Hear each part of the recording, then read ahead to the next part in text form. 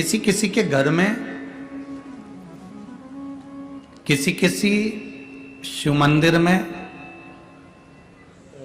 थोड़ा ध्यान देंगे, किसी किसी के घर में ऐसी जो जलाधारी होती है ना, ये जलाधारी नीचे का हिस्सा समझना जरा अच्छे से, जलाधारी होती है, शिवलिंग अलग से होता है। किसी किसी के यहाँ ऐसा होता है, किसी किसी के यहाँ इस जलाधारी में ही शंकर भगवान एकदम फिट होते हैं, जलाधारी के साथ में शिवलिंग फिट होता है। और किसी किसी के यहाँ पर जलाधारी होती है तो शिवलिंग उठ जाता है, रख दिया जाता है, साफ कर कर वापिस शिवलिंग को रख दिया जाता है या स्नान कराया जाता है तो शिवलिंग रखा जाता है। अब कई लोगों के मन में एक प्रश्न आ जाता है कि गुरुजी हमारे यहाँ जो शिवलिंग है, हमारे यहाँ जो शिवपिंडी है, हमारे यहाँ जो शंकर जी की पूजन करते हैं उसमें जलाधारी अलग है, शिवलिंग अलग है, तो क्या मंदिर में भी कई मंदिरों में ऐसा होता है कि जलाधारी होती है, शिवलिंग अलग से होता है, स्नान कराओ, पूजन करो, आराधना करो, नीचे उसमें जल भर जाता है, दही दूध भर जाता है तो लोग उसे साफ कर देते हैं। इसका महत्व क्या है?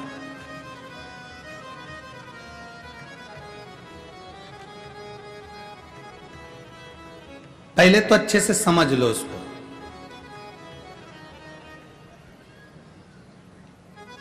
चाहे तुम्हारे घर में पूरा शिवलिंग बना बनाया हो वो भी श्रेष्ठ है, चाहे तुम्हारे मंदिर में घर में जलाधारी अलग हो और शिवलिंग अलग से रखा हुआ हो वो भी श्रेष्ठ है।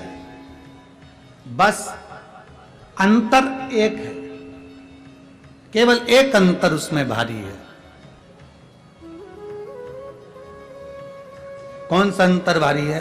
कि जो शिवलिंग फिट है, जो शिवलिंग उसमें लगा हुआ है, उसकी आप आराधना कर रहे हैं, उसमें आप जल चढ़ा रहे हैं, भक्ति कर रहे हैं, आराधना कर रहे हैं, उसका भी फल पूरा मिलेगा। जो शिवलिंग अलग से है, उस जलाधारी पर रखा हुआ है, उसकी आराधना कर रहे हैं, उसका भी फल पूरा मिलेगा। पर अंतर इतना आता है कि जैसे जो फिट शिवलिंग है जलाधारी के साथ रखा हुआ, उस पर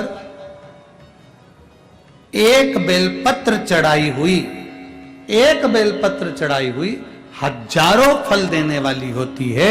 जो अलग शिवलिंग अलग जलाधारी होती है उस पर एक बेलपत्र भी अगर हम चढ़ा रहे हैं तो वो सहस्त्र सहस्त्र फलदायी प्रदान कर देती है। उसमें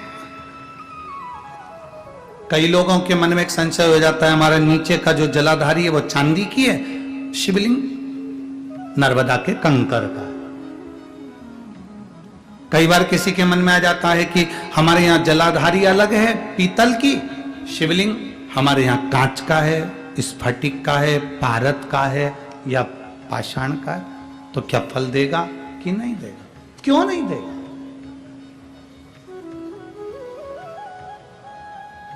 अब आपसे पूछते हैं, गंगा जी के जल को गंगाली जानते हैं आप लोग? ये सब गंगा भर के लाते हैं ना, वो पेक रहती है, उसमें सील लगी रहती है, क्या बोलते हैं इसको यहाँ पर? यहाँ क्या बोलते हैं हमको स्मरण नहीं, हमारे उधर तो गंगाली कहते हैं उसको, जिसमें गंगा जी का जल भरा रहता है, ढक्कन लगा रहता है और उसको पेक रहती है, उसको हमारे यहाँ गंगाली कहते हैं। तो गंगा जी के जल को चाहे तुम गंगाली में रख लो और गंगा जी के जल को चाहे तुम पानी के लोटे में रख लो, जल बदलेगा क्या? क्या कहलाएगा वो? गंगा का जल ही कहलाएगा। उसी तरह शिवलिंग चाहे फिट वाला हो, चाहे वैसे ही आप आराधना करने वाले हो, उसका फल समाप्त नहीं होता, वो फल देता ही है। आप कितना सुंदर वर्णन करा। एक बार बाले ने गुरु नानक देव जी से प्रश्न किया,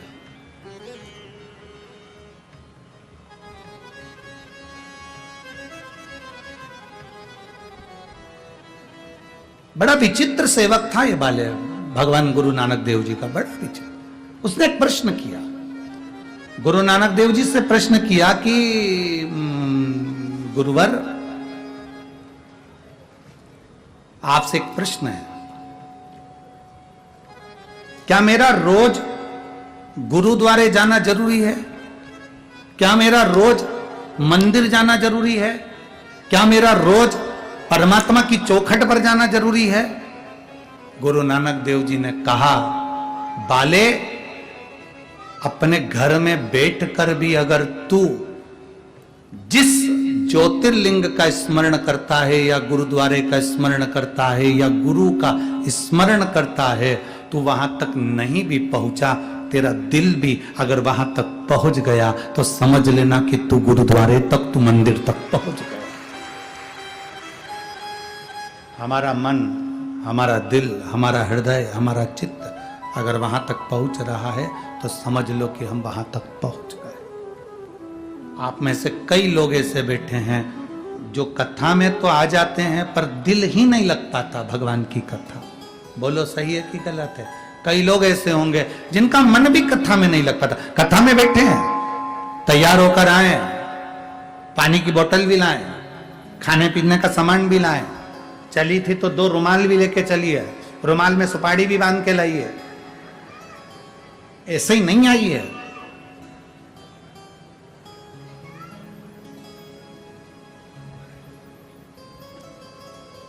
दिल भी तो लगना चाहिए, मन भी तो लगना चाहिए।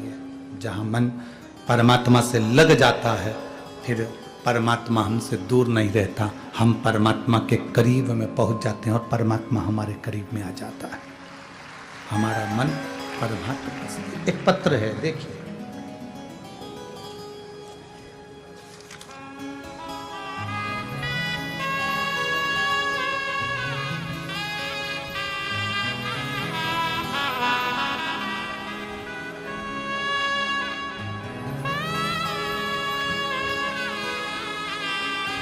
मैं ऐश्वर्या अमर पंचारे, कहीं बैठी हो तो हाथ हिला सकती हैं। आप ही हैं बेटा, एक बार ऐसे हाथ हिला दो।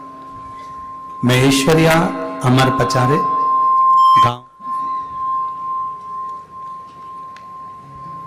गांव महाकालपुर, तहसील बनी, जिला यवतमाल।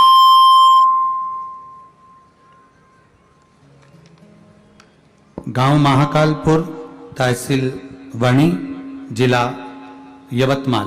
मोबाइल नंबर मेरा ये है।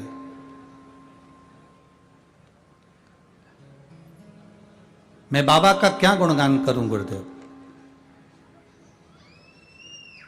मेरे बाबा ने मुझे दुख से निकालकर खुशियां प्रदान करी। गुरुदेव 7 साल की थी तब से मुझे मिर्गी की बीमारी थी। आज 27 साल की हो गई, बीमारी झटके आते रहे, तकलीफ बहुत रही। शायद ही कोई ऐसा हॉस्पिटल हो जिसमें हमारा इलाज नहीं हुआ। सारे इलाज करवाए पर कोई फल नहीं। 2021 में मेरी छोटी बुआ ने टीवी पर पहली बार कथा सुनी, और पहली बार जब कथा सुनी तो सुनकर देखा, फिर हमसे कहा कि कथा सुनना प्रारंभ करो। हमने अपनी बुआ से कहा, क्या कथा सुनने से मिर्गी की बीमारी ठीक हो सकती है क्या? ऐसा होता है क्या? बुआ कहने लगी, तेरा मन हो तो सुन, एक बार कथा तो सुन।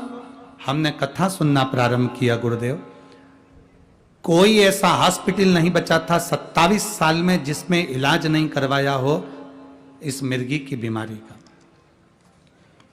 कथा सुनने पर आपने कथा में कहा कि 1 लोटा जल शिव जी को चढ़ाना प्रारंभ करो, बाबा का गुणगान करना प्रारंभ करो, श्री शिवाय नमस्तुभ्यम बोलना प्रारंभ करो।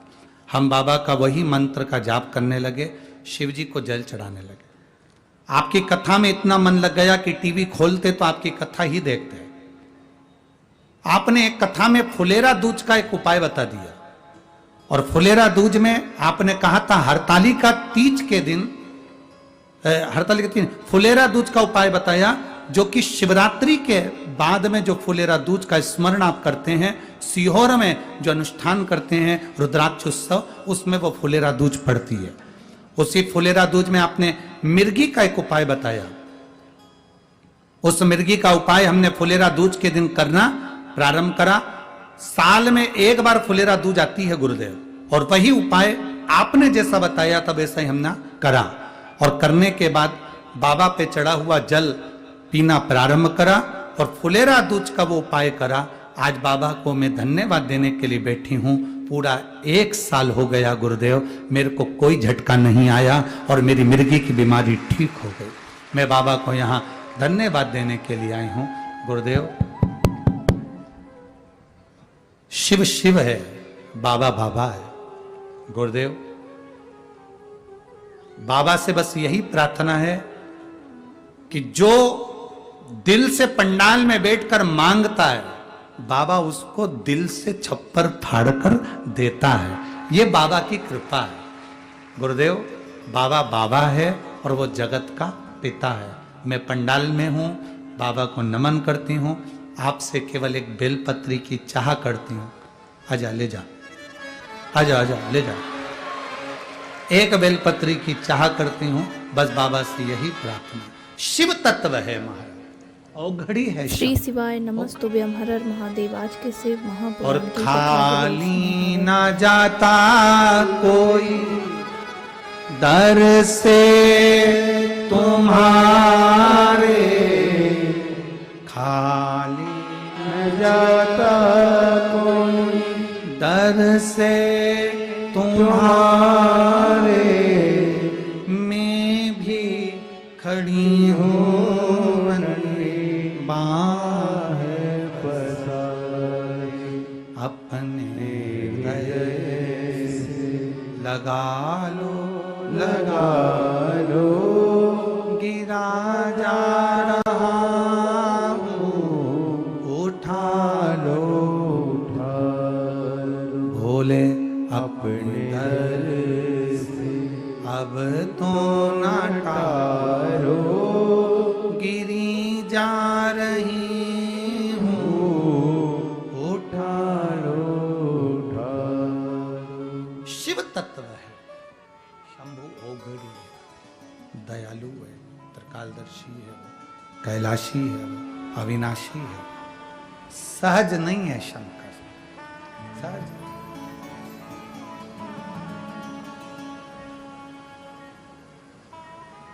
हमने पहले भी कथा में कहा, यदि आपने दिल से एक बार कथा को सुन लिया, आपने दिल से अगर भगवान शंकर की पवित्र कथा को अपने भीतर धारण कर लिया, आपने दिल से भगवान शंकर की पवित्र कथा को अपने भीतर उतार लिया, तो ये निश्चित है, दिल से सुना है तो वो दिल से देखा जरूर।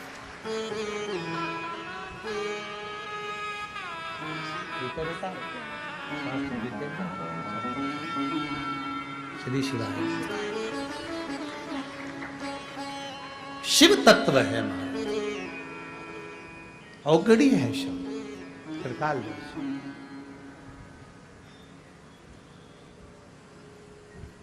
बैठे जरूर हो कथा के पंडाल में, आए जरूर हो कथा के पंडाल में, पर ये मान कर चलना, कथा का पंडाल नहीं है ये। आप अपने पिता से अपने दिल की बात कहने के लिए पहुंचे हो, अपने पिता से अपने मन की बात कहने के लिए।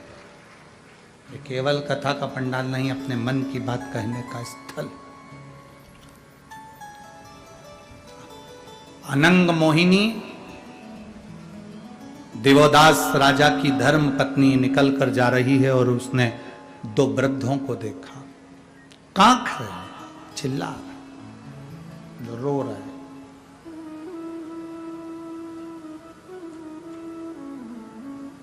कांख रहे, रो रहे, चिल्ला रहे।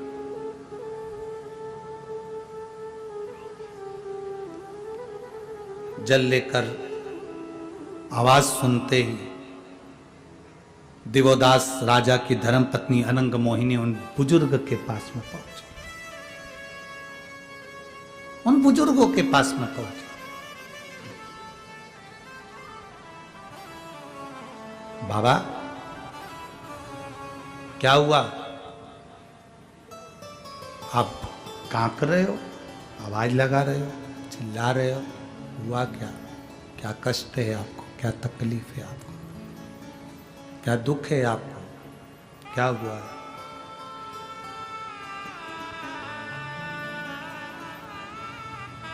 क्या कष्ट है? क्या तकलीफ है? क्या दुख है?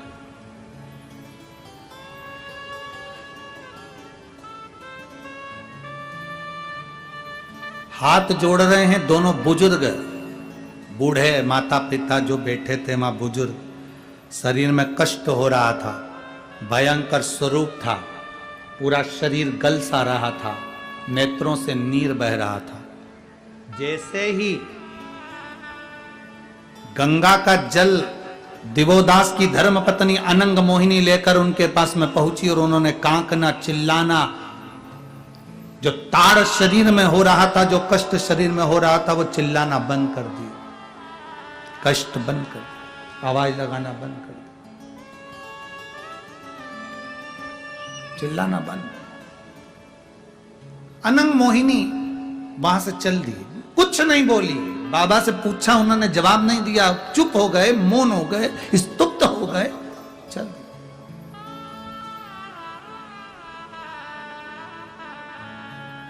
कितना सुंदर कहा है महाराज, कितना सुंदर। इतनी देर से वो दोनों चिल्ला रहे थे, इतनी देर से वो दोनों चिल्ला रहे हैं, आवाज लगा रहे हैं, कांप रहे हैं, कांप रहे हैं, चिल्ला रहे हैं, आवाज लगा रहे हैं।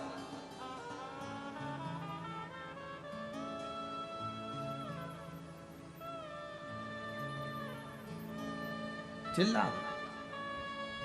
और जैसे ही अनंग मोहिनी उनके पास में पहुंची और उन्होंने चिल्लाना बंद कर दिया, आवाज लगाना बंद कर दिया। बहुत ध्यान देना, दुकान पर बैठे हो आप, शिव जी के मंदिर में नहीं जा पाए, आपकी दुकान के सामने से कोई एक लोटा जल लेकर अगर शंकर जी के मंदिर जा रहा हो, मात्र उसका दर्शन कर कर भी अगर आपके मुख से श्री शिवाय नमस्तुभ्यम निकल जाए तो समझ लेना कि आधा पाप आपका समाप्त हो गया, आधा दुख आपका समाप्त हो गया। एक पत्र है, देखिए,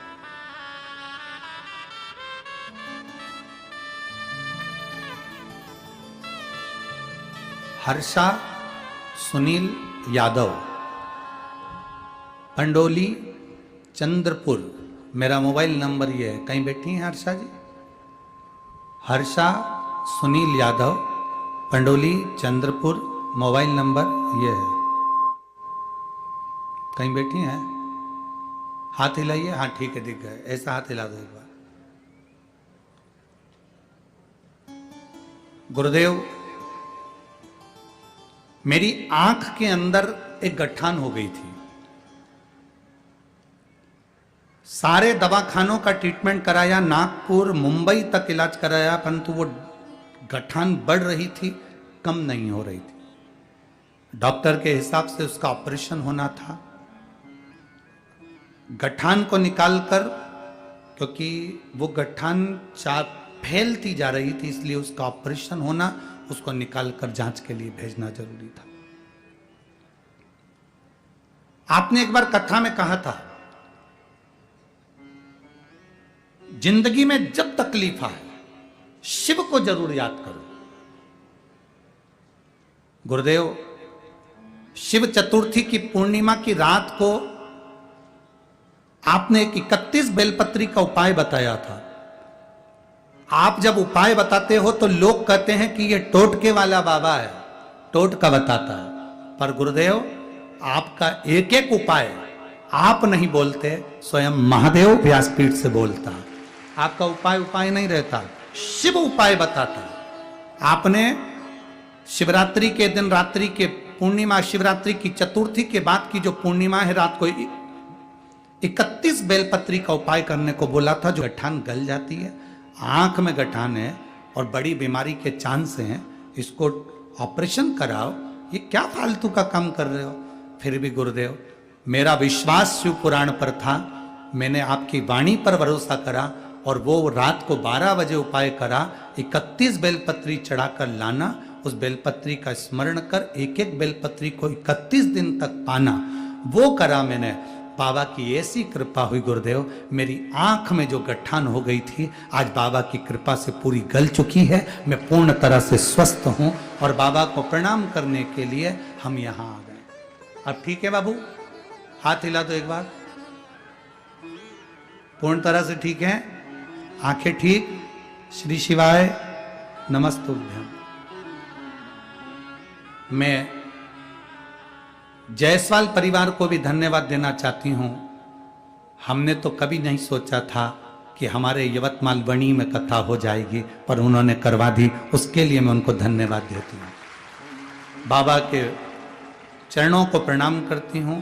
और नीचे उन्होंने बहुत सुंदर लाइन लिखी, हम तो बाबा के भरोसे रहते हैं, हम तो बाबा के भरोसे रहते हैं। ये शिव तत्व है, औघड़ी है शंभु, त्रिकालदर्शी है शिव।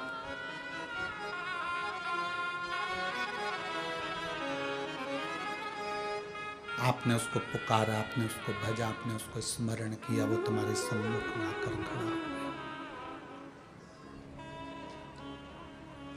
शिव मंदिर तक नहीं जा पा रहे हैं, शंकर जी को एक लोटा जल नहीं चढ़ा पा रहे हैं, शिव जी के मंदिर तक नहीं पहुंच पा रहे हैं। कोई जल का लोटा लेकर भी अगर शंकर के मंदिर जा रहा है और आप अपनी दुकान पर काम में लगे हैं, केवल वो लोटा भरकर शिव के मंदिर जा रहा है, उसको देखकर भी श्री शिवाय नमस्तुभ्यम अगर तुम बोल लेते हो तो तुम्हारी जिंदगी के आधे दुख, आधे कष्ट समाप्त हो जाते हैं, आधे दुख मिट जाते हैं।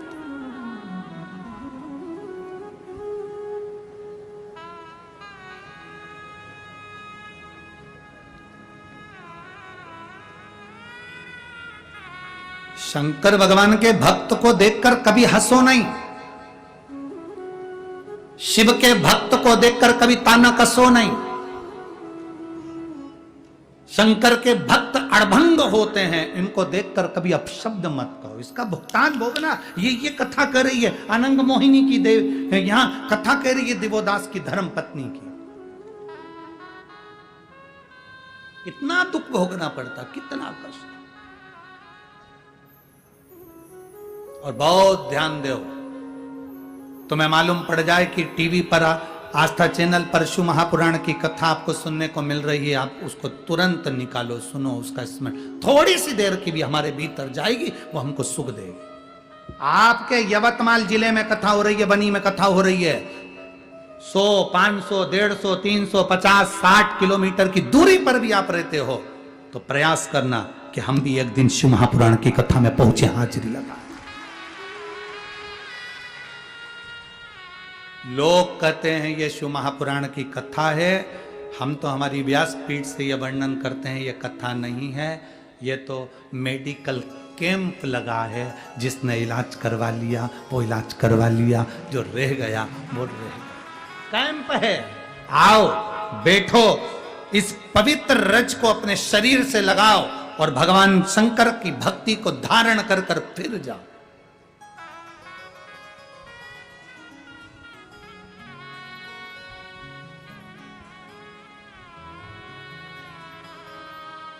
भगवान की अविरल भक्ति को धारण करो, अविरल भक्ति।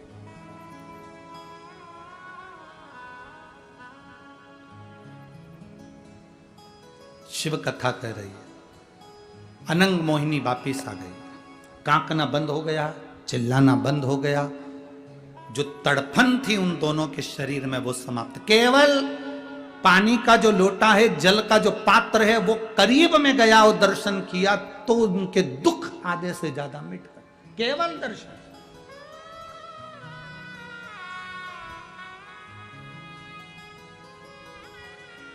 श्री शिवाय नमस्तुभ्यं,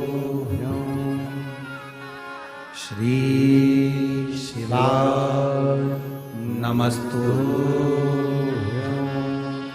श्री शिवाय नमस्तुभ्यं श्री शिवाय नमस्तुभ्यं श्री शिवाय नमस्तुभ्यं भोला सब दुख काटो ओ भोला सब दुख काटो शिव शंकर जपो तेरी माला भोले बाबा जपो तेरी माला भोला सब दुख काटो मारा ओ भोला सब दुख काटो मारा वेश है मंगल मंगलकारी वेश है मंगल मंगलकारी शमशान वासी हमारा शमशान वासी हमारा ओ भोला सब दुख काटो हमारा ओ भोला सब दुख काटो हमारा। शिव कथा कर रही है, केवल मंत्र का स्मरण ही बहुत।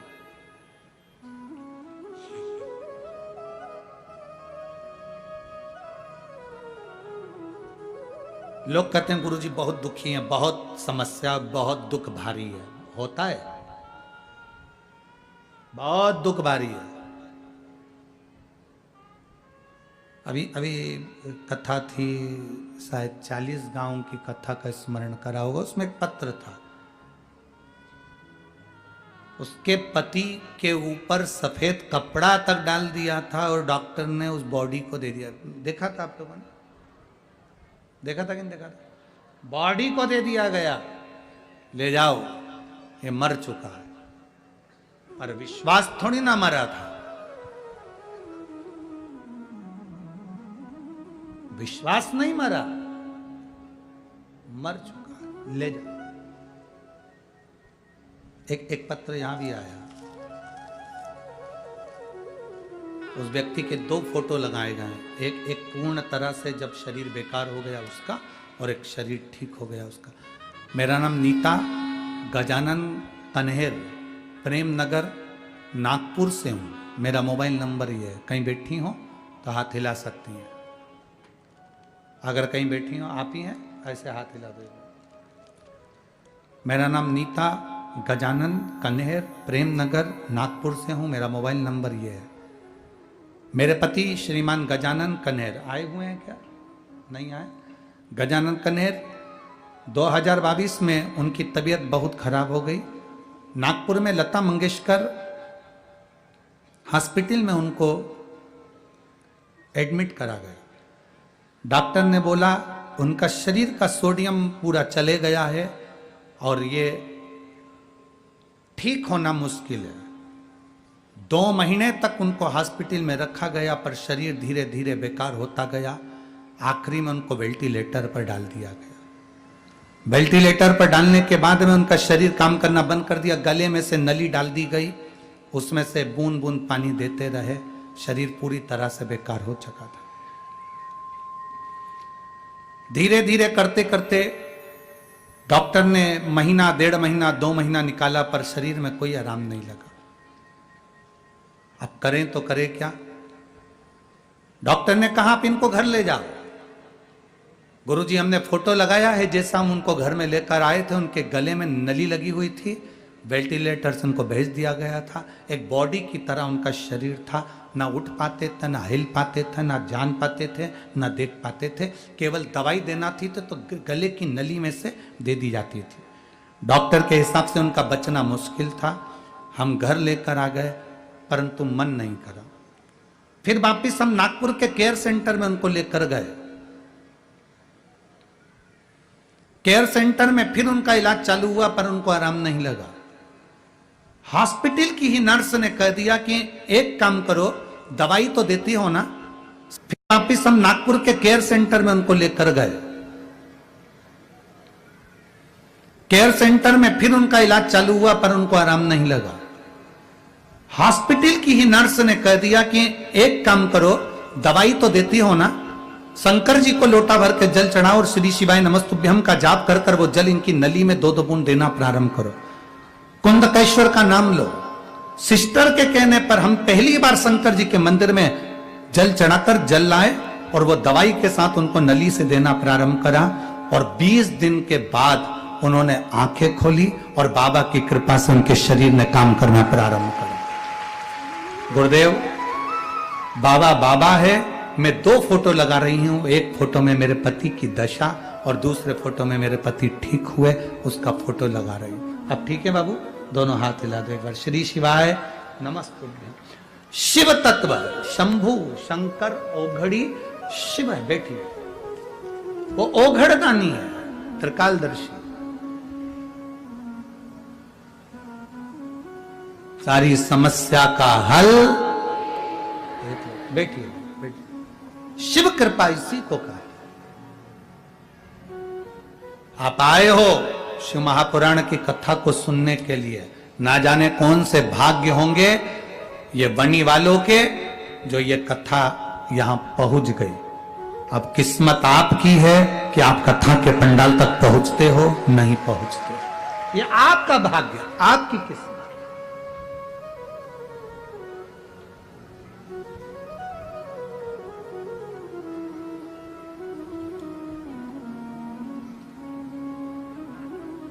कथा कह रही है, अनंग मोहिनी जल लेकर पहुंची। जल लेकर अनंग मोहिनी पहुंचती है। पति शिव जी की आराधना कर रहा था।